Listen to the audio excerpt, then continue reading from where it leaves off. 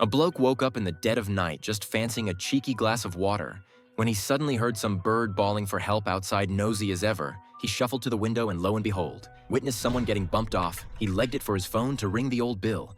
But bang on that moment, all the lights in the house blinked on like Blackpool illuminations. Turns out his missus had also popped up for a midnight swig. He dashed over in a panic to switch them off, but too late. Mr. Murder had already clocked him. Our lad crept out to the balcony like a ninja, just to check if the psycho had scarpered, only to catch him counting floors like it's blooming maths homework, clearly lining up which flat to knock on next. Realizing things were going pear-shaped, he grabbed his trusty cricket bat and pressed his ear against the door. Like Sherlock Holmes' time ticked by slower than a queue at the post office, but not a peep from the hallway. He finally let out a breath longer than a Brexit delay. Next morning, he stood outside like a right worrywart, gawping at the murder spot like it might bite, completely flummoxed about what to do next before heading off. He told the wife, "Mind our kid, and for heaven's sake, don't step outside." Then he legged it downstairs and stared up at the balcony over and over again, trying to figure out if the loony could have actually seen him. From that day, he looked like he'd lost his marbles, haunted by that psycho's mug round every corner. Even someone sneezing made him jump like a cat. The coppers were clueless without any CCTV to go on.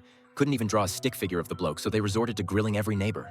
Only problem was, no one fancied chatting, all too eager to duck out and stay out of trouble. Soon the story hit the tabloids like a Friday scandal, and the poor bloke's block became a local freak show overnight. The estate agents had a panic-shoved NDAs under everyone's noses. Even got folks to sign a petition telling the cops to naff off and drop the case. Apparently a bit of murder's all right, so long as the property values don't plummet. The man never expected people to be this heartless, so he decided to dob the killer in, but bottled it halfway through, writing an anonymous tip. Then the phone rang at home out of nowhere, but no one breathed a word on the other end. He hung up, heart racing like mad, certain it was Mr. Psycho on the blower next day after knocking off work. He clocked a motorbike tailing him, which set his nerves pinging like a fire alarm. He legged it like he'd nicked something, which gave the bobbies a right heart attack seeing how twitchy he was. They figured he must have known some juicy secret at that point. The bloke nearly spilled the whole truth. But then he spotted the biker eyeing him up like Sunday roast and bottled it again, telling the cops he'd seen Nout back at home. There was a knock. Woman from downstairs. Turns out she'd seen the same nasty business, and also got a spooky phone call. She begged him to tag along to the station, but he wasn't having it. Said no, and slammed the door. What he didn't know was that his cowardice basically signed her death warrant. She stepped into the lift all on edge. Clocked the bloke behind her looked a dead ringer for the nutter from before she nervously checked which button he pressed and felt a bit better,